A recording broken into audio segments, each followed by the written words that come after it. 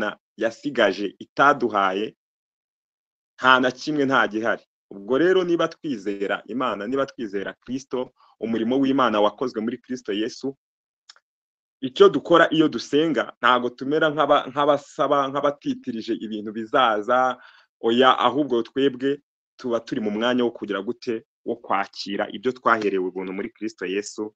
Imana ishimwe. Rero ni umwitozo ukomeye, nk'uko navuga ko ukomeye, ariko kandi nta nubwo ukomeye. Yego Mike, urakoze cyane. Ni umwitozo tugomba kumenya. Iyo tuvuze ku bintu byo gusenga rero, hari igihe tuba tugomba kubyitondera. Ari ukuntu topic ziza ukaba wakwibeshya, ugasanga ubivuzeho ariko uvuze ibintu bimeze nk'ibyo wahozemo. Niba ari ugusenga, niba ari ukwiyiriza ubusa, ugasanga ubivugiye mu ishusho y'ibyo wahozemo ariko bidahura n'ukuri. Yes, turemera ko twese hari uburyo tuba mu bintu, ukaba mu bintu ariko ugasanga ibintu wabibagamo bimeze, sinzi umuntu yigeze kuvuga ngo twasenze ikigirwamana. Imana ariko ari ikigirwamana inshuro nyinshi. Kubera iki? Ni ukubera yuko hari igihe usanga umuntu ari gusenga Imana, ariko Imana ari gusenga ugasanga si Imana se w'umwami wacu Yesu. Ugasanga ni Imana idahura n'ibyanditswe, nyamara bari kubisenga mu izina ry'iyo ngiyo ry'Imana se w'umwami wacu Yesu. Ariko ugasanga Imana ari gusenga ntabwo ari Imana ihura n'ijambo ry'Imana, ntabwo ari Imana ihura n'uko yo yivuze, n'uko yo yatwigaragarije.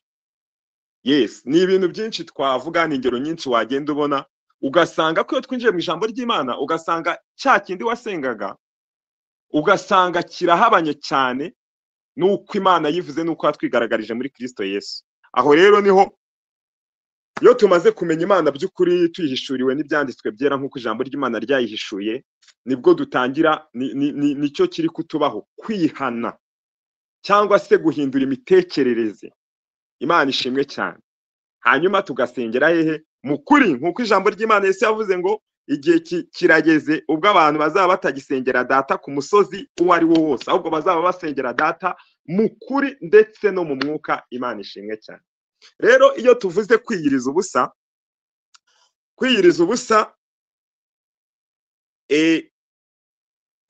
tugomba kwibaza, se ubundi birakwiye, ni ngombwa, bimaze iki? Ariko muri rusange kwiyiriza ubusa byo ni ngombwa. Ariko reka tubanze dusome deja n'icyanditswe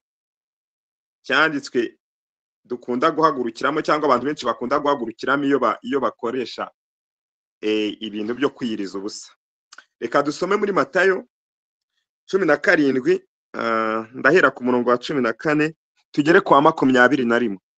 Matayo 17 murongo wa 14 dukomeze na 21. Reka dusome twihuse. Haravuga ngo bageze mu bantu, umuntu araza aramwegera, aramupfukamira, aramubwira ati, mwami, babarira umuhungu wanjye kuko arwaye igicuri, kiramubabaza cyane, kuko kenshi cyane kimutura mu muriro no mu mazi. Namuzaniye abigishwa bawe, ntibabasha kumukiza. Yesu aramusubiza ati, yemwe bantu b'iki gihe biyobagiza batizera, nzageza he kubana namwe? Nzabihanganira kugeza ryari? Nimumunzanire hano. Yesu aramucyaha, dayimoni amuvamo, umuhungu aherako arakira. Maze abigishwa begera Yesu biherereye, bati, ni iki cyatumye twebwe bitunanira kumwirukana? Arabasubiza ati, ni ukwizera kwanyu guke. Ndababwira ukuri yuko mwaba mufite kwizera kungana n'akabuto ka sinapi, mwabwira uyu musozi muti, va hano ujye hirya, wahava, kandi nta kizabananira. Ariko bene uwo ntavanwamo n'ikindi keretse gusenga no kwiyiriza ubusa. amen. Nguyu murongo abantu bose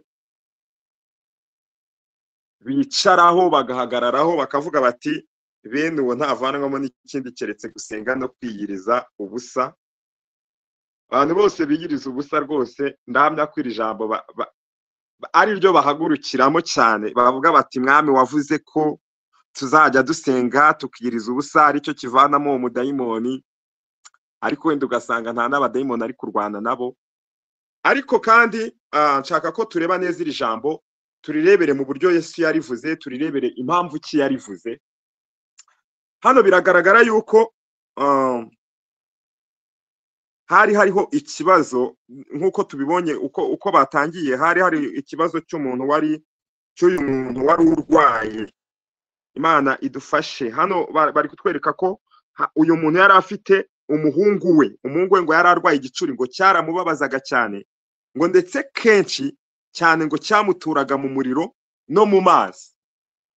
Noneho uyu muntu ngo yari yasanze abigishwa ba Yesu, ngo amushyira abigishwa ba Yesu ngo bamukize. Birabananira. Bimaze kubananira, asanga umwigisha ari we Yesu, aravuga ati ndakwinginze kiza umuhungu wanjye. Aramupfukamira, ngo yaramupfukamiye, aravuga ati ndakwinginze kiza umuhungu wanjye. Hanyuma ahangaha tubona ko Yesu yaramubwiye ati bantu b'iki gihe bibagize batizera ndagize kubana namwe, nzabihanganira kugeza ryari? Nimumunzanire hano. Ariko ngo Yesu ahindukirira wa murwayi ngo aramucyaha, dayimoni amuvamo, umuhungu ahera ko arakira. Maze abigishwa begera Yesu biherereye bati ni iki cyatumye twebwe bitunanira kumwirukana? Ahangaha niho rero nshaka ko twumva isomo ririmo. Ngo begeye Yesu baramubwira ati ni iki cyatumye twebwe bitunanira kumwirukana? Yesu arabasubiza ati ni ukwizera kwanyu guke. Ubwo rero turi burebe kwiyiriza ubusa nibyo, ariko nanone ikibazo kiri gutera abantu kunanirwa kwirukana uwo mudayimoni cyangwa se kwirukana ubwo burwayi. Yesu yabasubije ko ari ukwizera kwabo gukeya. Arangije arababwira ngo ndababwira ukuri yuko mwaba mufite kwizera kungana n'akabuto ka sinapi, mwabwira uyu musozi muti va hano ujye hirya wahava, kandi nta kizabananira. Hanyuma hasi ahita ababwira ati ariko bene ubu ntavanwamo n'ikindi keretse gusenga no kwiyiriza ubusa. Nureba neza rero ikibazo abigishwa bari bafite ni ukutizera cyangwa se ni ubwoba, kubera yuko niba wumva neza uyu murwayi ngo ubu burwayi bw'igicuri ngo bwajyaga bumutigisa, ngo ndetse bukamutura mu muriro no mu mazi. Ubwo rero aba bigishwa Yesu arababwiye ngo impamvu byabananiye ni ukwizera kwanyu gukeya. Ariko arababwira ngo bene uwo ntavanwamo n'ikindi. Nubona uyu bene uyu, ntabwo Yesu ari kuvuga ngo bene uwo mudayimoni wenda cyangwa buriya burwayi bw'igicuri, ahubwo ni ikibazo cy'abigishwa bafite kutizera. Bivuga ngo kwiyiriza ubusa kwabo, uku kwiyiriza ubusa bavuze gusenga no kwiyiriza ubusa, nibo n'abigishwa bireba, n'abigishwa ari kubwira ko icyo ngicyo, uko kutizera, uko kwizera guke bafite cyangwa se ubwo bwoba, ikintu kibuvanamo cyonyine ni ugusenga ndetse no kwiyiriza ubusa. Imana ishimwe cyane. Bivuga ngo ni ukwiyiriza ubusa no gusenga, ariko bigambiriye kubaka kwizera, kubaka ubusabane, kubaka kubumwe n'ibyo bizera. Kuko niba ureba neza, niba turi kwizera Yesu waka ibyo ari kubasha, nuvuga ngo ibyo Yesu ari gukora natwe nibyo aduhereza gukora, kuko ijambo ry'Imana rivuga ngo ndetse tuzakora n'ibirutaho. Imana ishimwe cyane.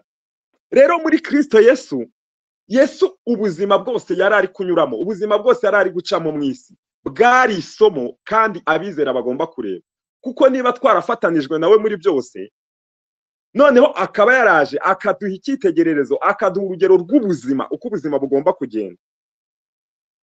Niba Yesu ntabwo biri kumusaba ku ndwara, ntabwo biri kumusaba bya bindi ngo yicare mu cyumba ngo abanze yinginge ngo nta yindi tretoma yabaga afite. We kwari ukubwira niba ari ukubwira umuntu ati haguruka ugenda, agahaguruka akagenda. Niba ari ukuvuga ati nk'ahangaha nk'uyu muntu ngo yahise acyaha dayimoni, muribuka cyagiye ari kugendera hejuru y'amazi, ikintu Yesu yakoze ngo yahise ahindukirira inyanja, arayibwira ngo ihite ituze. Imana ishimwe cyane. Ibyo byose rero ni ubuzima. Yesu ari kutwereka uko ibintu bigomba kugenda ku bizera. Yesu ari kutwereka uko ubuzima bugomba kugendekera abizera. Meme n'amasengesho Yesu yasengaga, amasengesho Yesu yasengaga, njya mvuga ngo ntabwo ari menshi, batubwira ko yirwaga abwiriza nijoro akarara asenga. Abizera benshi dukunda kwigana ibyo bintu, tukavuga ngo Yesu warara gusenga, ari ukuntu iyo twagiye muri veye ibyo bintu natwe tubivuga ngo nawe ngo wirirwa kubwiriza, ukagira ngo twe twiriwe tunabwiriza. Ariko veye tugahita dukotinga nk'uwo murongo, ugahita uvuga uti nawe warara gusenga, wararaga ku musozi. Twajya ku musozi ibyo bintu tukavuga ngo turi kwigana Yesu. Ariko ntago batwandikiye amasengesho Yesu yararaga asenga, ntago bayatwandikiye. Icyakora hari amasengesho amwe twabonye ya Yesu, ariko nayo yarimo inyigisho. Hari iriya yigishije abigishwa be gusenga, harimo inyigisho ikomeye. Tukabona n'irindi sengesho Yesu yasenze arimo gusezera, asabira abizera, abigishwa be n'abandi bose bazamwizera. Nabwo ni isengesho rifitemo inyigisho ikomeye, kuko yaravugaga ngo ndabasabira ngo babumwe, ngo nk'uko natwe turi umwe, ngo nabo babumwe muri twebwe. Imana ishimwe cyane. Byagaragazaga n'ubundi umurimo Yesu agiye gukora, kuko n'ubundi yari agiye kuduhuza. Yego urakoze muvandimwe. Hari ibyanditswe nzajya mvuga, ariko simvuga aho byanditse, uzajya ubyumva. Imana ishimwe cyane. Hanyuma byagaragazaga n'ubundi umurimo Yesu agiye gukora, kubera yuko mu rupfu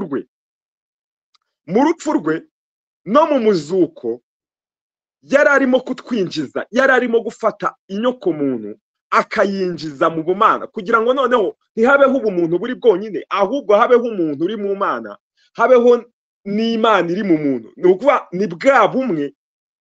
Imana ishimwe. Apostle yaratubwiye ngo naho ni ubumwe, ni ukuba umwe n'Imana. Aduha urugero ngo ni nk'uko utamara gufata ifu y'ubugari wamaze kuvangana y'amazi, byamaze kuba ubugari, ngo wongere ngo bitandukanye, ufate yafu uyihindure kuba ifu n'amazi yashyira ukwayo. Naho nubwo bumwe twagize, nubwo bumwe, nuko kuba umwe n'Imana. Bivuga ngo amasengesho Yesu menshi yari arimo nyine iyo nyigisho. Noneho yasengaga buri joro, ntago bayatweretse. Ariko abizera benshi nyine iyo turimo kuvuga ibyo gusenga, hari igihe duhusha, ugasanga turi gusenga, ariko nibyo navuze ngo hari igihe tuba turi gusenga tumeze nk'abari gusenga ikigirwamana ariko mu Mana. Ukaba uri gusenga Imana ngo se w'umwami wacu Yesu, ariko ugasanga iyo uri gusenga imeze nk'ikigirwamana. Kuko Imana iri gutanga message, iravuga ngo njyewe nabaye umwe namwe, ndi muri wowe nawe uri muri njye. Ariko wajya gusenga, iyo uri gusenga wowe ukayihama ukavuga ngo ngwino ubane natwe. Imana ishimwe. Hano amazi y'abigisha babyigisha, ukavuga ngo ndaguhamagaye ngwino. Uri kuyamagara nk'iri kuva hehe, sinzi aho uri kuyamagarira, cyangwa se kimwe na kimwe. N'igihe uri kuyihamagara, hari aho wagiye ngo kuyihamagarira ngo haba rezo. Uri kumva icyo kintu? Rezo, aho hantu hari rezo ni ku musozi runaka, kandi ari nabyo Yesu yavuze ati hari igihe kizagera ubwo bazaba batagisengera i Yerusalemu, cyangwa se ngo basengere hehe, i Samariya. Aravuga ati ni igihe abantu bazaba basengera mu kuri no mu mwuka, kuko abo ngabo ari bo Data ashaka yuko, aho ngaho niho Data ashaka yuko tumusengera. Reka mvuge ngo Yesu yavugaga ibi bintu nabwo yari atararangiza misiyo ye. n'ubundi n'ababigishwa naho mu kuri no mu mwuka bari batarabasha kubyumva. Imana ishimwe cyane. Ariko nibyo nababwiraga rero ngo niba dushaka kumva gusenga, niba dushaka kumva kwiriza ubusa, birasabwa ko tumenya ngo turi mu kihe gihe twebwe, turi mu kihe gihe. Ntabwo tukiri mu gihe cyo gusaba ibizaza. Buriya nka ririya sengesho ngo rya data wa twese uri mu ijuru ngo ubwami bwawe nibuze. Ubu twebwe umunsi ntabwo wasenga ngo ubwami bwawe nibuze, deja ubwami noneho bwaraje. Bivuze ngo niba turi gusenga ntabwo turi gusaba ubwami ngo buze. Yesu arabwiraga ngo ubwami bwa ngo nimusenga mujye muvuga mutya ngo data wa twese wo mu ijuru ubwami bwawe buze. Ubwami bwawe buze. Ariko Yesu n'ubundi yagerageje akabwira ati ubwami bw'Imana buri hagati muri mwebwe. Kuko aravuga ati ubwami bw'Imana, akabwira ati ubwami bw'Imana ntabwo buzaza ku mugaragaro ngo umuntu avuge ngo dore ngubu. Aravuga ati ubwami bw'Imana buri hagati muri mwe. Agera igihe akabera akabwira ati ubwami bw'Imana ni njyewe, buri hagati muri mwe, niwe njyewe. Abantu ntabwo rero babyumva. Uyu munsi wa none ntabwo rero ujya gusenga ngo uvuge ngo mwami ngo ubwami bwawe nibuze. Ni nabyo abantu benshi bakunda gukora. None dukunda kurisenga cyane ko bamwe tuvuga ngo niryo Yesu yasize. Hari n'amadini arikoresha rwose akavuga ati iri ni isengesho Yesu yigishije abantu bazajya basenga. Ngo ubwami bwawe ngo nibuze. Ntabwo tuvuga ngo ubwami bwawe nibuze, ahubwo turekonesa ko ubwami bw'Imana bwaje. Kandi ubwami bw'Imana bwaraje ntabwo buri kure yacu. Ubwami bw'Imana noneho buri muri twebwe. Kumenya ibyo rero, kumenya icyo ngicyo, dukwiye gusenga. Pawulo yigeze avuga ngo nzajya nsengesha umwuka ariko nsengeshe n'ubwenge.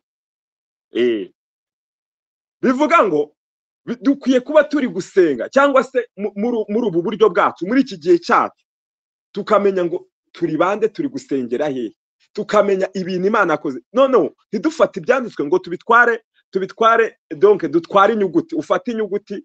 Hari ukuntu abantu bajyaga basenga tugafashwa, tukavuga ngo basengera mu ijambo kabisa. Bajyaga umukobwa mwiza nakundaga wajyaga asenga pe, agasenga ariko sinzi ishurirwa yigeze gusenga rikomeye. Aravuga ngo yari ari gusenga, aravuga ngo Mana we ngo turuhure, ngo namenye ko nawe wigeze kunanirwa, ngo maze ngo Imana ngo Simoni ngo agutwaza umusaraba, ngo natwe ngo turuhure, ngo dutwaze. Ndababwiza ukuri, ntago nababwira ukuntu namukundaga. Yari wa mukobwa nyine ugira amahishurirwa nkayo. Njya numva Papa Olympe nawe hari ukuntu abavuye yagiraga utuntu nk'utwo. Yagiraga amenshi ukumva nk'icyo kintu kwe tugahita duhaguruka tugasara ngo nibyo koko, ngo Yesu we turure natwe, ngo twarakugurije ukiri mu isi, ngo twagutwaje umusara, tukavuga ko Simoni yari aduhagarariye, ngo nawe ngo ngwino udufashe noneho. Kandi bitangaza bikaba, ndababwiza ukuri, bitangaza bikaba, akariha isengesho umuntu akarihamagara, yakwigira imbere akanavuga ati ndaje ndi Uwiteka, ndaje mbaruhure. Hanyuma ibyo bintu amarangamutima yacu tukabiyagaburira, tukumva turafashijwe. Imana twayiterese, twayemeje. Hari ukuntu twemezaga Imana, ukayemeza yarangiza ikigira imbere nayo ikamanuka ikavuga. Iyo wabaga hari umuhanuzi niyo hagurukaga akavuga, cyangwa nawe waba wasengaga wemeza uri umuhanuzi ukegera imbere ukayemeza, hanyuma nayo igahaguruka n'ubundi ikongera ikakuvugiramo, igasubiza abantu bari bari kuyemeza basenga iti muranyeganyije, intebe yanjye murayinyeganyije. Amen. Hanyuma bakundwa, tuba turi kwiga, ntabwo tuba turi kugira ngo wenda tujajinge ibintu runaka, ariko nanone ikitari ukuri cyose iyo ijambo ry'Imana rikigezeho ntago kiribabarira. Ikitari ukuri cyose iyo ijambo ry'Imana rikigezeho ntago cyenda kukibabarira cyangwa ngo kiryihohore. Ijambo ry'Imana ntago ryihohora ku bintu twagendeyemo, ntago ryihohora ku bintu ugenderamo niba bitari ukuri. Uyu munsi ufite guhaguruka ukarwanisha inyuguti, ukavuga uti iyi nyuguti yanditse gutya ivuga gutya, ariko ijambo ry'Imana iyo turi kuryiga turenga inyuguti zanditse. Ikindi turenga kuvugisha umurongo umwe, tukareba ibyo Yesu ari gushaka kuvuga, tukareba igihe byavugiwemo, tukareba ababibwirwaga, tukareba icyo Imana iri gushaka kutubwira muri ibyo ngibyo. Rero nari ndi kubabwira icyo bita gusenga no kwiyiriza ubusa. Yesu arababwira ngo uwamudayimoni ntavanwamo n'ikindi keretse gusenga no kwiyiriza ubusa. Kwiyiriza ubusa ni iki? Kwiyiriza ubusa ni ijambo rivuze bisobanuye, nahoze ndeba ijambo ribivugaho mu Kilatini abstinence, kwifata cyangwa se kwifata, ntago ari ukwifata kundi, kwifata cyangwa se kwigiraho imbaraga, kwigiraho ubushobozi, kwigiraho ubutware, kubasha kwikontorora, kugira ubushobozi bwo kwikontorora. Bivuze ngo kwiyiriza ubusa ni ngombwa, ariko se bikorwa gute? Ntabwo turahagurukira mu kuvuga ngo kwiyiriza ubusa gusa ngo ubikore nk'itegeko. Ikindi kiza tubanza kumvamo, nubwo turiyiriza ubusa, ntabwo turiyiriza ubusa nk'abantu turi kugira ngo Imana itwemere. Ntabwo turi kwiyiriza ubusa nk'abantu turi kugira ngo twemerwe n'Imana, kuko Imana yamaze kutwemera muri Kristo Yesu. Tumenye ko iyi myitozo abizera bakora yose, iyi myitozo abana b'Imana yose bakora y'ubumana, ntabwo ari ukugira ngo Imana itwemere, ahubwo twamaze kwemerwa n'Imana. Ibindi byose turi gukora ni imyitozo y'ubumana kugira ngo twakire, n'ukwakira, n'ukugendera mu byo twahawe. Imana ishimwe cyane. Rero hano niba ari ukwifata, kwiyiriza ubusa, niba ari ukwifata cyangwa se kwikontorora, kwigiraho ubutware. Urugero, uyu munsi uri hano mu materaniro, wowe ubwawe washoboraga kuvuga uti sinjya mu materaniro, kandi rwose ntuze, washoboraga kutaza rwose, guhitamo ibindi. Niba uyu munsi, uyu mwanya, iyi saha uri mu materaniro, hari ibindi wari guhitamo ukajyamo. Bivuga ngo iyo turi kuvuga kwigiraho imbaraga, kwigiraho ubutware, kubasha kwikontorora, hari ijambo rivuga, riri mu Migani, nubwo ntibwicaye ko, ariko rivuga ngo rinda umutima wawe kuruta ibindi birindwa, kuko ariho iby'ubugingo bigira gute bikomoka. Nuvuga ngo twamaze kwemerwa, ariko hari izindi nshingano duhabwa nk'abana b'Imana. Bivuga ngo muri izo nshingano harimo guhitamo ibyo wumva, guhitamo ibyo wumva. Urugero, si n'ibyo wumva gusa, no guhitamo ibyo uvuga. Ubu ushobora kuvuga ngo ushobora rwose kuvuga ibyo wishakiye byose, ariko nuvuga ngo no mu kuvuga uhitamo ibyo uvuga. Ntabwo Imana hari ukuntu tugira ngo Imana nyine, ngo Imana izajya twikoreshereza, ubwo nyine ukaba wagenda ukigira mu kanwa ukavuga ngo ubwo nyine ngo nuko Imana yabishatse, cyangwa se nyine murebe ibintu byose duhitamo, ikintu cyose uhisemo ukajya uvuga ngo ubwo nyine ngo ni Imana yabishatse. Ariko turebye ijambo ry'Imana dusanga ritwereka yuko ngo tuyoborwe n'umwuka, ngo kuko nibwo tutazakora ibyo kamere igira gute irarikira, ngo kuko umwuka ngo akunda ibyo kamere yanga, kandi na kamere nayo ibyo ikunda ni ibyo umwuka yanga. Iyi kamere baba bari kuvuga n'iki? Ni ya mitekererezo ya Adamu wa mbere, ni ya mitekererezo y'umuntu wa mbere ya kera yasigaye, ni ya systeme yayo yasigaye mu muntu. Hahandi niyo mpamvu Paulo rero yandikaga akavuga ati mugire umwete, cyangwa se mugire umwete wo kuyoborwa n'umwuka, mwite ku by'umwuka, kuko nibwo mutazakora ibyo kamere igira gute irarikira. Aho rero hazamo guhitamo iki? Guhitamo iby'umwuka, kubera yuko Imana ntabwo yabiduhishe mu ijambo ryayo. Niyo mpamvu Imana iriduhishura, niyo mpamvu Imana yariduhaye, ikaduhereza Kristo Yesu, ikatubwira ngo murebe muri we. Kureba muri we nuvuga ngo niba turi kureba muri we, turi kureba ibiri muri we, kuko ibiri muri we nanone dusanga ari byo biri muri twebwe. Hanyuma ukamenya ngo niba ariyo ndorerwamo ndeberamo nkimenya, niba Kristo ari we ndorerwamo nireberamo. Ibyo bintu turabizi, ari ukuvuga ngo ijambo ry'Imana niryo ndorerwamo, ariko tuyirebamo gute? Nuvuga ngo tuyirebamo gute? Bivuga ngo birasaba ko tuba twamaze guhishurirwa Yesu. Apana, kuko niba indorerwamo ndi kuvuga ari ukurebera mu mategeko, nkaba ndi kurebera mu mategeko, nkavuga ngo ijambo ry'Imana niryo ndorerwamo, nkaba nicaranye ya mirongo ngo ntukibe, ngo ntugasambane, ngo ntukagere gutya. None nkatangira aho kugira ngo ndebe ijambo ry'Imana, nkatangira nkareba ngo ntugasambane, nkatangira kurwana na ntugasambane, ugatangira kurwana na ntukibe. Ukaba mbese kuba utiba, ukaba uvuga uti iri tegeko kabisa ngiye gucungana naryo, n'iri tegeko ko ntiba. Ntago aho ngaho ntago warebye mu ijambo ry'Imana, kuko ijambo ry'Imana ntago ari iryo tegeko ngo ntukagire gutya. Ijambo ry'Imana ni Kristo Yesu.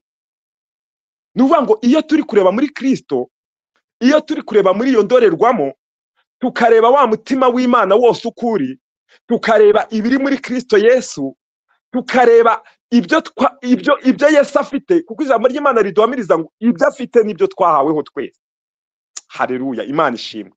Ari naho niba turi kuyoborwa n'umwuka, Imana ishimwe, niba turi kuyoborwa n'umwuka, mu mwuka wacu, cyabaye mu mwuka wacu, twemeranye ko kandi twese tuzi ko mu mwuka wacu turuzuye. Niba ingibi tuvuga ngo turi guhishurirwa, mu mwuka wacu turazi, twaramenye rwose, mu mwuka turazi. Nuvuga ngo umwuka wacu n'uw'Imana birahamanya, ni kimwe. Umwuka w'Imana n'uwacu birahamanya, niho hahandi bwa bumwe bwacu n'Imana buruzuye. Usibye icyitwa ubugingo bwacu, usibye ahangaha mu mitekerereze yacu, ahabitse ibitekerezo n'amarangamutima hacu, niho honyine hari guhishurirwa icyabaye, kugira ngo icyabaye mu mwuka wacu gihure n'imitekerereze yacu. Hanyuma ikiri guturuka mu bitekerezo byacu cyangwa se mu bugingo bwacu gihereza umubiri nawo ubona umwifata uturuka aho ngaho. Ariko mu mwuka ho turuzuye. Muri make ni wa Eva wavuye muri Adamu, yavuyemo akuze. Haleluya, Imana ishimwe. Itorero ryavuye muri Kristo Yesu rikuze. Mu mwuka wacu turakuze, turuzuye. Ni Eva yavuye ruriya rubavu, runo rubavu rwavuye muri Adamu, rwavuyemo rukuze. Niko natwe tuva muri Kristo Yesu twavuyemo dukuze. Mu mwuka turakuze, mu mwuka tuzi Imana, nk'uko baravuze ngo tuzamenya rwose nk'uko twamenywe. Mu mwuka bimeze gutyo. Mu mwuka wacu nta ntege nke, nta bihari. Nuvuga ngo uko Imana ikureba, aho ikurebera naho ngaho inyuzwe n'ukuri. Haleluya, Imana ishimwe. Ariko wowe ntago uranyurwa n'uko Imana iri muri wowe. Nyine wowe ndavuga wowe mu bitekerezo byawe. Ni nayo mpamvu Imana iyo iri kuduhishurira ikatubwira ngo ikatwereka imigambi yayo. Ntago iri kubitwereka gutyo gusa. Ibyo nkunda kubibwira abantu. Impamvu Imana iri kugwishurira umugambi wayo ni ukugira ngo, cyangwa se ibitekerezo byayo n'ibyitekerezo, ni ukugira ngo nawe bibe ibitekerezo byawe, ari byo utekereza. Impamvu ikubwira ibyo yibwira ni ukugira ngo bibe nawe ibyo wibwira. Ntabwo Imana iri kubivugira ubusa. Impamvu iri kukubwira umugambi, niba iri kuvuga ngo nakugize uwera n'umuziranenge, ni ukugira ngo nawe ubibone utyo. Ariko nyine nk'uko nabibabwiraga, ikibazo dufite ni uko tutarabibona gutyo. N'uyu munsi hari abizera benshi ashobora kuba ari gusenga, agasenga ngo Mana ndagushimye, urera, urakiranuka, nubwo twe turi babi, agahita avuga ngo nubwo twe turi babi. Ubwo bubi ubukuye he? Uvuga ngo Imana iri kukubwira ngo narakwejeje, nawe menya ko wera. Ariko abenshi nyine ntiturabisingira, abenshi turacyana bitinya kwegera ubwiza bw'Imana. Biracyagoranye kwegera kubaho kw'Imana, turacyumva bigoranye, biracyagoranye. Ariko ijambo ry'Imana nibyo riri kuduhishurira. Niyo mpamvu Imana ishaka ko twita cyane ku by'umwuka, kubera ko mu mwuka niho hari ukuri kuzuye.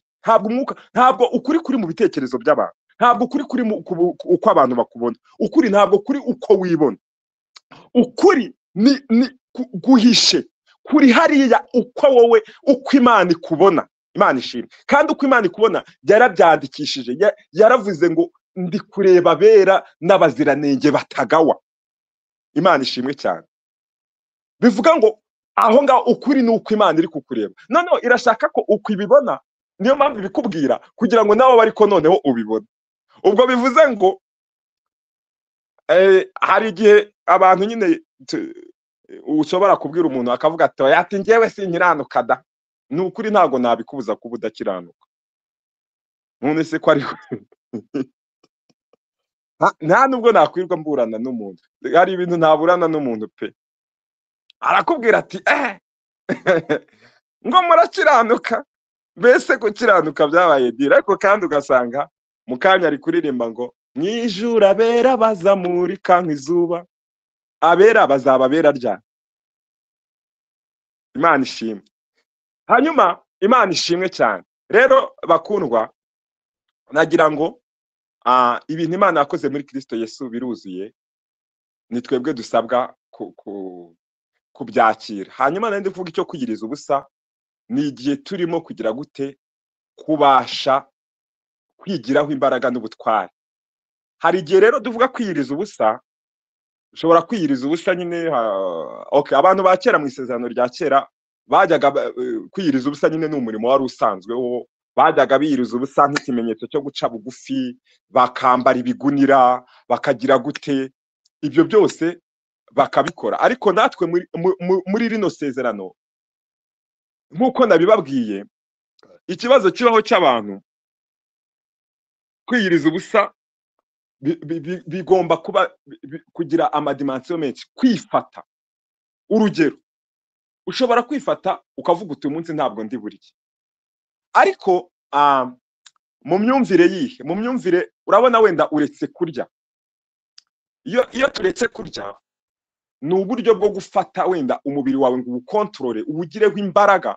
Mu gihe umubiri wenda wawimye ibyo kurya, uri kuwima ibyo kurya, wimye ibyari kuwunezeza, sibyo? Mu rwego rwo kugira ngo ucecekeshe cyangwa unetralize imbaraga zose z'iki, reka mu rwego za kamere, z'ibyifuzo by'umubiri. Icyo si kimwe ubikoze. Uyu muntu witwa Chantal nashyire kuri mute.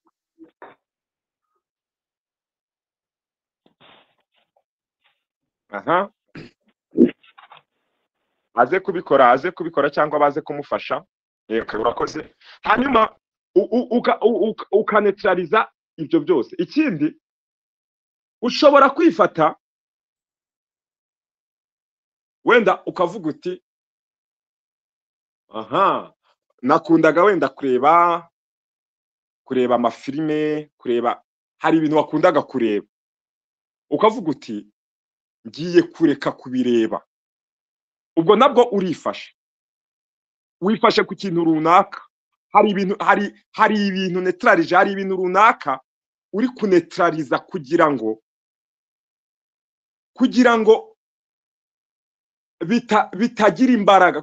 Twemere ijambo ry'Imana. Niba Pawulo ari kutwandikira akavuga ngo umwuka akunda ibyo kamere yanga, na kamere igakunda ibyo umwuka yanga. Twemere uyu muntu wa kera cyangwa Adamu wa kera, iteka ryose ibyifuzo bye birwana n'umwuka w'Imana. Nubona abantu bari kurwanya Yesu, babitse ibitabo, babitse icyitwaga ibyanditswe, babibitse bimuvuga, ariko akaza bakamurwanya. Niko na n'uyu munsi hari indirimbo twajyaga turirimba, ariko hari ukuntu mbona mukuri yo mu gitabo ivuga ngo, ntago nibuka nimero, ariko avuga ngo Mukiza Yesu ntabara, ngo hari abantu babiri ngo bari mu mutima wanjye, ngo umwe arakunda undi akagoma. Hasi bakavuga ngo umwe n'umwanzi Satani, ngo umwe niwe mwuka wawe unyiringiza ijuru, ariko akavuga ngo undahora anyoshya nabi ashaka kunshumuza. Bivuga ngo ni ibitekerezo bibiri bihanganye. Hari ibitekerezo by'ubumana bya Mwuka Wera, ariko hakaba na twa dusigisigi twa Adamu tukivuga tuti ariko ubwo ngubwo uruhera koko. Ni naho Pawulo yakundaga kwandikira ati ndatinya ko uburyarya cyangwa nk'uko yanzoka yohesheje va uburyarya bwayo, ariko namwe intekerezo zanyu zagira gute, zayobywa. Zikayobywa n'iki? N'inyigisho, n'imyigishirize runaka, ngo mukareka kwera no gutungana byande bya Kristo. Imana idufashe cyane. Bivuze ngo rero abo bantu babiri barwanira izo ntekerezo ebyiri zihanganira mu mutima w'umuntu, zihanganira mu bugingo bwawe, zihanganira mu bitekerezo byawe. Ngo hari icyakubayeho mu mwuka cy'ukuri, ijambo ry'Imana rihamya, ariko nanone hari ibindi bitekerezo biri kuva hanze, bishobora kuva mu myigishirize igutandukanya na so, igutandukanya n'Imana. Imyigishirize yose ikubwira ngo gira icyo ukora kugira ngo Imana igukorere. Gira ibintu ukora kugira ngo Imana ikore, itaguhishurira ko Imana yakoze byose muri Kristo Yesu. Bivuga ngo ukamera nkaho ugiye kubwira Imana ngo Mana ndaje ngo nakoze ibi ngibi, ngaho nawe nkorera ibi ngibi. Uko ni uguhakana Imana gukomeye. Rero narindi kubabwira ngo ushobora kwifata ukavuga ngo ndareka kureba aya mafilime runaka. Mu bintu tugomba kwitoza no kumenya ngo hari ibyo ngomba gufungirana, ntibyinjire kuko byangiza imitekerereze yawe. Urugero ni ibyo wumva, ibyo urebesha amaso, izi sanse zacu uko ari eshanu zose, nawe ubwawe ibyo uvuga. Ni ukuvuga ngo turasabwa byose ari ndavuga ngo dufata ibintu byose bitekerezwa mu mitima ngo tukabigomororera nde Kristo. Ibitekerezwa mu mitima ubwo ni ibiri mu bugingo bwacu, ni ibiri mu mitekerereze yacu. Ibintu byose tugomba kubifata ngo tukabigomororera nde Kristo. Ubwo ni ukuvuga ngo ikintu cyose gitekereza kidahura n'ukuri ko muri Kristo Yesu, kidahura n'uwo wagizwe muri Kristo Yesu, icyo kintu cyose ugomba kugifata ukakigomorera. Imitekerereze yawe yose ukayifata ukayihuza n'iya Kristo. Imana ishimwe cyane. Gutekereza wow, hari ijambo nkunda rivuga ngo twebweho dufite gutekereza kwande kwa Kristo. Ni ukuri, reka mbabwire, Imana muri twe ntabwo ibangikanye n'ikintu icyo ari cyo cyose. Nta n'ikintu Imana ihanganye nacyo. Hari ukuntu tugira ngo Imana hari ibintu ihanganye nabyo, cyangwa twaba tunasenga tukamera nkaho turi guhanganisha Imana n'izindi mana. Nta kintu Imana ihanganye nacyo. Imana muri twe nta kintu iri kurwana nacyo. Ibitekerezo byacu byonyine nibyo bihanganisha Imana n'ibindi bintu. Ukayihanganisha na Satani, ukayihanganisha n'ibyaha. Imana ntabwo ihanganye n'ibyo bintu. Imana yakoze umurimo wayo muri wowe. Hanyuma icyo turi gukora ni ukugenda, ni ugukurikira iryo jwi, ni ugukurikira Kristo Yesu, ni ugukurikira uwo nguwo, kugira ngo ikintu cyose data kitatewe na data kigende kirimburwa no kumenya Kristo, kugeza ubwo Kristo ngo azaremerwa muri twebwe. Ntabwo ari ukuremerwa muri twe, we ari muri twebwe, ariko mu bitekerezo byacu ntabwo biraza, ntabwo biraba mu mwuzuro. Ariko ku ijambo ry'Imana riza tugomba kugenda tubyakira. Niyo mpamvu rero kwiyiriza ubusa ni ngombwa, kwifata ni ngombwa. Ugomba kwifata, ukifata ku bintu runaka, bikubuza gukurira mu ijambo ry'Imana. Niba uzi ko ahantu wicara hangiza ubugingo bwawe, hangiza imitekerereze yawe, niba uzi ko ibintu wumva, niba uzi ko aho ngaho n'ujyayo ibyo urakira ari ukwangiza ubugingo bwawe, biragutera gushidikanya ku Mana. Iyo turebye tubona ko Abagalatiya hari ibindi bintu bakiriye, bituma Pawulo avuga ati ninde wabaroze, aravuga ngo ibintu bakiriye ni uburozi. Bivuga ngo bari barakiriye Kristo, bakira ubutumwa bwiza Pawulo yabigishije, ariko nyuma yaho haza abandi bantu babigisha ibindi, babigisha ikindi. Ntabwo byabakuyeho ubugingo bahawe, ariko byabasubije inyuma. Cyangwa bavuga ngo umukiranutsi azabeshwaho no kwizera, ariko nasubira inyuma umutima w'Imana ntuzamwishe. Nyine habaho gusubira inyuma, bagira ikibazo cyo gusubira inyuma. Uzatangara ubonye umwizera utagiterana, wananiwe guterana. Nk'ubu hari ukuntu abize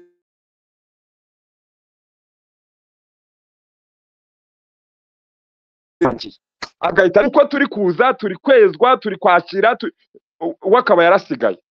Hahandi noneho ujye umureba ukavuga ati uyu muntu noneho ugasanga yasigaye ahantu hamwe, hari ahantu hamwe yicaye gusa, ibindi byose ibyo atazi akavuga ati ibi ntibibaho. Ibirere byose abana b'Imana bari gukandagiramo, bari kugeramo, akavuga ati ibyo ntibibaho. Yakumva bavuga indi mate wapisha, yakumva ati reka twarababariwe, ibyo ngibyo byose ugasanga ibindi byose. Hari ibirere abana b'Imana bajyamo, ariko ni ugusabwa gukurikira, ni ugusabwa gukomeza gukurira mu ijambo ry'Imana, gukomeza kwiyiriza ubusa no gusenga, kwiyiriza ubusa no gusenga. Hano Yesu yerekaga abigishwa ko birabakuza mu kwizera kwabo, birabakuraho icyitwa ubwoba cyose. Imana ishimwe cyane. Reka rero dusome ijambo ry'Imana rindi. Imana imfashe cyane. Ubwo ngiye gusoza, reka nsome iki cyanditswe. Yohana igice cya 4 umurongo waho, reka kugira ngo twihute ntasoma byinshi, reka duhere wenda kuri 25. Reka duhere kuri 25 twihute. Aravuga ngo umugore aramubwira ati nzi yuko Mesiya azaza, ari we witwa Kristo, kandi ubwo azaza azatubwira byose. Yesu aramubwira ati ninjye tuvugana. Uwo mwanya abigishwa be baraza batangazwa nuko avugana n'uwo mugore, ariko ntihagira umubaza ati urashaka iki, cyangwa ati niki gitumye uvugana nawe. Nuko uwo mugore asiga ikibindi cye, aragenda ajya mu mudugudu, abwira abantu ati nimuze murebe umuntu mbwiye ibyo nakoze byose, murebe ahari ko ari Kristo. Bava mu mudugudu ngo baza aho ari, batarahagera abigishwa be baramwinginga bati mwigisha akira ufungure.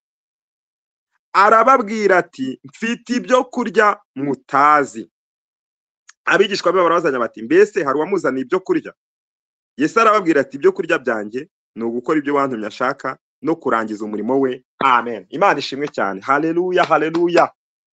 Iri jambo niryo nari nifuje ko tuza gutindaho, turi kuvuga ku kwiyiriza ubusa. Iyi nkuru ni inkuru ndende ya wa mugore w'Umusamariya, ni inkuru twese tuzi kandi dukunda. Ariko ibyo ngibyo byo ntabwo ndabyinjiramo, ahubwo turi kureba iri jambo Yesu yabwiye abigishwa be. Ni ijambo ryiza nkunda cyane. Mu by'ukuri bari bagiye gushaka ibyo kurya. Nababwiye ngo hari ukwifata ukareka ibyo kurya, ukibuza ibyo byo kurya. Ariko ibi byo kurya muzi yuko n'icyaha cyinjiriye mu byo kurya. Hari ibyo kurya ushobora kureka kurya, ariko kandi hari n'ibyo kurya ushobora kurya wiyirije muri bwa buryo bwo kwifata. Hari ibyo kurya ushobora kwibuza kurya, ariko kandi hari n'ibyo kurya ugomba kurya. Imana ishimwe. Hano Yesu ngo bamuzaniye ibiryo kandi bari bazi ko rwose ashonje, arangije arababwira ngo mfite ibyo kurya mutazi. Imana ishimwe. Ngo noneho ngo abigishwa be barabazanya bati mbese hari uwamuzaniye ibyo kurya? Yesu arababwira ati ibyo kurya byanjye ni ugukora ibyo wantumye ashaka no kurangiza umurimo we. Amen. Imana ishimwe cyane. Ahangaha kuri iri jambo ushobora kwiyiriza ubusa ukareka ibyo kurya. Hari igihe abantu nyine biyiriza ubusa ugasanga yaretse ibyo kurya, ariko kandi nubwo yaretse ibyo kurya nta kindi yariye. Donc ntiwariye ibyo kurya by'umubiri, ariko kandi n'ibindi wasabwaga kurya. Aha Yesu nureba neza urabona ko hari uburyo umubiri we, tubivuge neza ko uyu mubiri we, tuvuge ko wari ushonje, wagombaga kuba ushonje pe, yari akeneye ibyo kurya by'umubiri, ariko hari ibyo kurya yariye abantu batazi by'umwuka, ariko kandi ibyo byo kurya by'umwuka yariye byamumaze n'inzara y'umubiri. Imana ishimwe cyane. Ibi birakwereka ko ikintu Kristo Yesu yakoze cyangwa ikintu cy'ubumana ntabwo kigomba kugarukira ngo mu mwuka ngo byarabaye gusa. Ahubwo kiragomba kugira ingaruka kugera naho n'imibiri yacu yakira ingaruka z'ikintu cyatubayeho mu mwuka. Bivuze ngo ikintu cyatubayeho mu mwuka, ibyo kurya by'umwuka turya, ntago bigarukira ngo mu mwuka ngo byarabaye, ngo mu mwuka ngo ni mu mwuka ngo ni mu mwuka. Biragomba kuza no mu mibiri yacu, n'imibiri yacu igomba kwakira ingaruka umurimo Yesu yakoze, cyangwa se reka mvuge ngo ijambo ry'Imana ryose. Ijambo ry'Imana rifite imbaraga kuri twe k'umuntu, rifite imbaraga ku muntu, kandi ntabwo ari mu gice kimwe gusa ngo tuvuge ngo ni mu mwuka cyangwa ngo ni mu mutima cyangwa ni ukuvuga ngo ni ubuzima buva muri twe imbere, ariko bugahereza n'ubugaragara bw'inyuma. Jambo yavuga ngo ntabwo tureba ku bigaragara, ku biboneka, ahubwo tureba ku bitaboneka, ngo kuko ibiboneka ni iby'akanya gato, ngo ariko ibitaboneka ni iby'iteka ryose. Ariko kandi ngo nubwo hari ibitaboneka, ibyo bitaboneka, ngo ibiboneka nabyo byavuye mu bitaboneka, byaremwe bikuwe mu bitaboneka. Imana ishimwe. Izo mbaraga rero Yesu arabwiye ngo mfite ibyo kurya mutazi. Imana ishimwe cyane. Hari ukuba wakwifata nturye, ariko kandi hari no kwifata ariko ukarya ibindi byo kurya. Ibi byo kurya nibe niki? Ni igihe uri kwigaburira iki ijambo ry'Imana, ni igihe uri kwifata ukavuga ngo urugero, kandi nzi ko bizagufasha, cyangwa umuntu wese uzashaka gukurira mu ijambo ry'Imana. Ntabwo ari ugukura, iyo tuvuga gukura ntabwo ari ugukura kuko mu mwuka wacu turakuze nyine, nko nabwiye twavutse dukuze, ariko dukurira mu kumenya. Iyo turi gukura dukurira mu kumenya aho ngaho. Noneho nta muntu n'umwe uzakura, nta muntu n'umwe uzasingira iby'ubumana mu gihe cyose atabihaye umwanya, mu gihe cyose atiyemeje cyangwa adafashe umwanya. Urugero, niba Yesu avuga ngo mfite ibyo kurya mutazi, ibi byo kurya ni ukuvuga ngo ni wowe uri gufata umwanya ukarya, uri gufata umwanya ukarya, uri gufata umwanya ukarya ijambo ry'Imana, uri gufata umwanya ukumva ijambo rizima, uri gufata umwanya ugakingirana ibinyoma, ugakingirana ubuhanuzi bupfuye. Kandi ndababwiza ukuri, igihe cyose uzafata umwanya, ngewe Imana ishimwe cyane. Okay, nureba mu bigero uko uzajya ukura, hari ikigero uzageramo ube wenda urugero umuntu nabwiriza ibintu bipfuye, usange birakwafegita, usange nyine birakuvanga. Ariko hari naho uzagera nashaka bibwirize bipfuye gute, bisange waradadiye, bisange warafunze, sinzi uko navuga, bisange nta hantu bishobora kumenera na gatoya. Kubera iki? Hari ibyo kurya wariye, wafashe umwanya urarya, wafashe umwanya umenya ibikureba. Ubundi rega abana b'Imana hari ukuntu tutamenya ibitureba, ukajya urangarira ibyo ubonye byose. Hari bati babwiye bati haguruka genda hunga kandi nturebe inyuma, nagombaga kureba imbere. nimuze turebe imbere dutegereze igitondo. Okay, ntabwo twebwe dutegereje, ariko Loti yagombaga kureba imbere, yagombaga kureba iby'Imana imubwiye, aho Imana imubwiye. Ariko arangije ari gukebakeba, ari gusubiza amaso inyuma. Ni nabyo bene data, ni nabyo byabaye ku bakurambere, kuri Adamu na Eva. Imana yababujije icyo yababujije, ahubwo nicyo bari nicyo batereweho. Imana iri kutubwira rero, dushobora kureba ibitureba, dushobora kwigaburira ibyacu, dushobora gufata umwanya ukamenya ibiri mu Mana. Ngiye ibyo bintu byaramfashije kumenya ibiri mu Mana, kumenya umutima w'Imana, kumenya ko mu Mana harimo umucyo nta mwijima ubamo. Nushaka kumbwire ngo urupfu ntago nkwemereye, nta rupfu ruhari, mutese ntuzapfa. Ibyo icyo nzi cyo nuko rwatsinze. Ibyo kubyemeranya n'umutima wawe, ukamenya ngo byaratsinzwe, ukamenya ngo Satani yaratsinzwe, ikintu cyose ukamenya ngo Yesu, ingaruka za Yesu, ingaruka z'umurimo Yesu yakoze zakoze ku ngaruka ibyo Adamu yateje byose.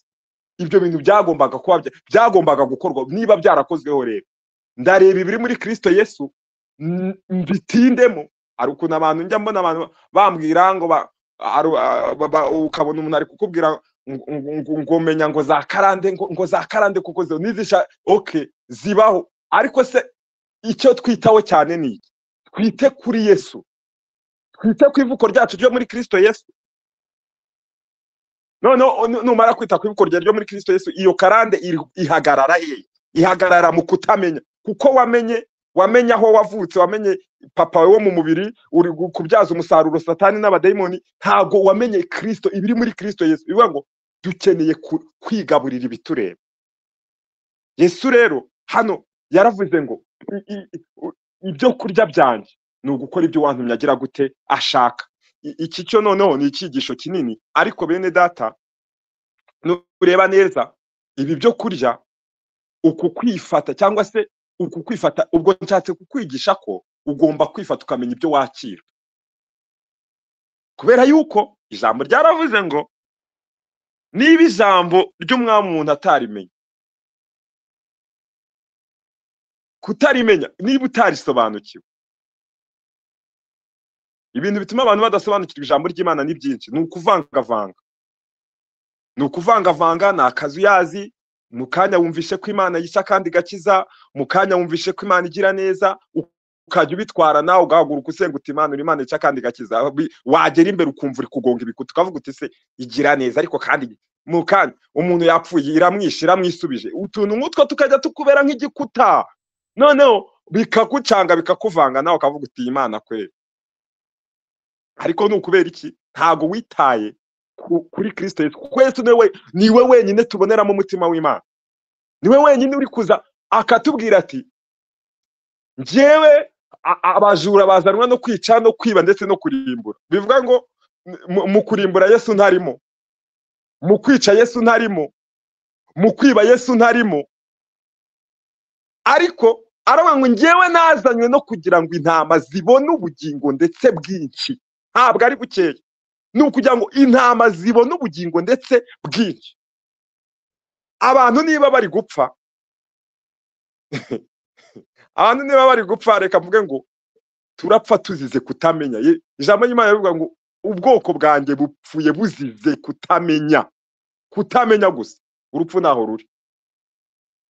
Abantu bari gupfa bagize gute? Bazize icyo, ubujiji.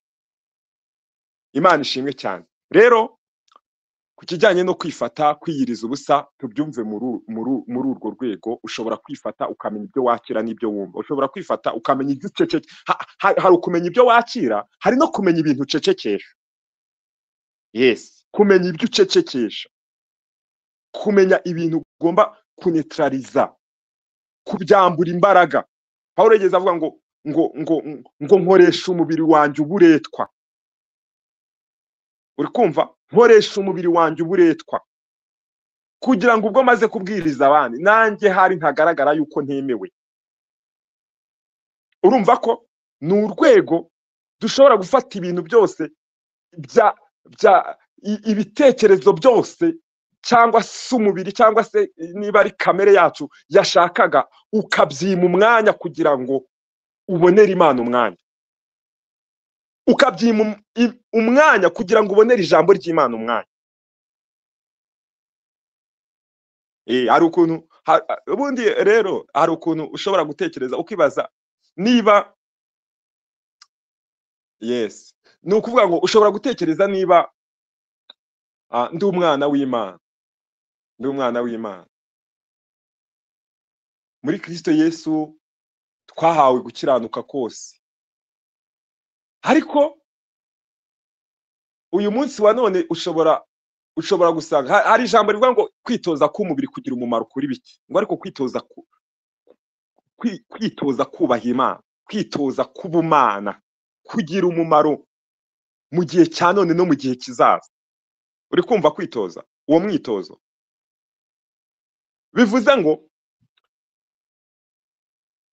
iyo turebye mu mbuto z'umwuka hari ibintu tubonamo tukabona no mu mirimo ya kamere. Ntabwo twitoza twebwe twitoreza kuri kamere, ngo mu mirimo ya kamere ngo umuntu agusomera imirimo ya kamere ngo harimo ngo ibingibi ari kugutungira imirimo ya kamere, kandi ntabwo ukiri uwa kamere. Ijambo ry'Imana yakubwira ngo wowe uri uw'umwuka. Wewe niba uri uw'umwuka ubwo urahita umenya ngo ahantu ibyo nitorezamo biri hehe, urahita ujya hehe, hahandi mu mwuka. Ureba imbuto z'umwuka: amahoro, urukundo, kugira neza, kwihangana. Noneho ukitoza ibyo, ukitoreza amahoro, ukitoza kugwa neza. Urabona ubu n'ubu dushaka ko turabana Imana, ariko ukihubuka mu magambo uvuga ugashiduka wavuze nabi ushobora kwifata ntuvuge nabi, ukitoza kuvuga neza. Yes. Ushobora kwitoza kuvuga neza, ushobora kwitoza kugendera mu rukundo, ushobora kwitoza kugwa neza, ushobora imyitozo nk'iyo ngiyo. Rero kwiyiriza ubusa kwacu tubyumve muri ubwo buryo bwose. Hari ibintu ushobora kwibuza gukora, ikindi kandi hari n'ibindi ushobora kwakira. Hari ibindi ushobora guha umwanya, kwifata ugira ibyo uca intege, kwifata wigiraho ubutware, kwifata bite, kuko niba utabasha kwigiraho ubutware nta n'ibindi uzagiraho ubutware. Niwe wa mbere ukwiye kubanza kwigiraho ubutware mbere yo gutwara ibindi. Mbere yo gutwara ibindi byose turabanza natwe twitware